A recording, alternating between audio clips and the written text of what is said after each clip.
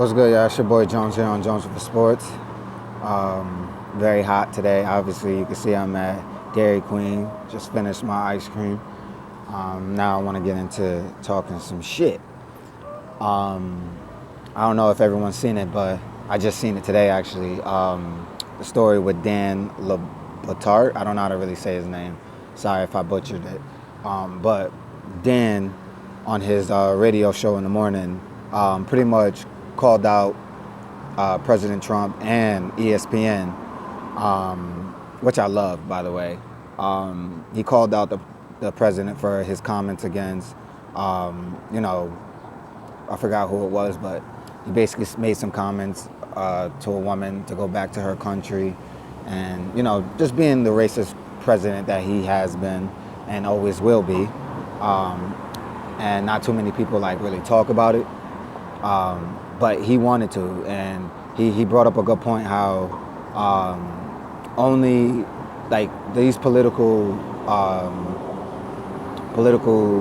topics are only talked about on ESPN or SportsCenter when Steve Kerr or Popovich talks about it. But other than that, we don't talk about it because people don't want to hear politics in their sport. Fuck that. Dan said fuck that. If it's important and it needs to be talked about, it's going to be talked about. And he did that. He called out the president and he called out ESPN for not allowing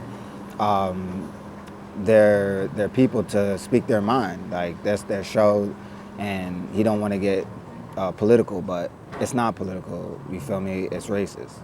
The president is saying some very, very disrespectful shit to black people, brown people, yellow people, and women.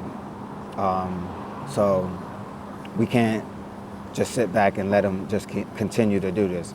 Eventually somebody's got to say something. They got to stand up for it. And it's only been really a few people in the sports world that has done it. And Dan has said, you know what, I've had enough. And he finally has said something. So I definitely want to take my hat off to him. Appreciate what you've done. I hope it doesn't cost you your job.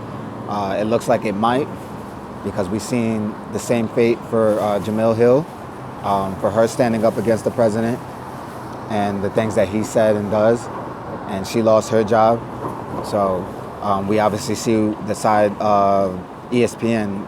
They're going to take the president's side, it looks like. So if we do not see Dan on Monday on his show, we know why. And if that's the case, we need to fucking boycott ESPN. All my brown, black, yellow, all y'all. If this is really happening, we need to boycott ESPN because they're not for America. They're not for everybody. They're just for, numbers, and they support a racist racist president. We can't have that shit. We can't. So shit's got to change. But I just wanted to come on here and say thank you, Dan. Appreciate what you've said and what you do and what you will continue to do. We black and brown, and the women as well, appreciate what you have done. Thank you. It's your boy Jones. Peace.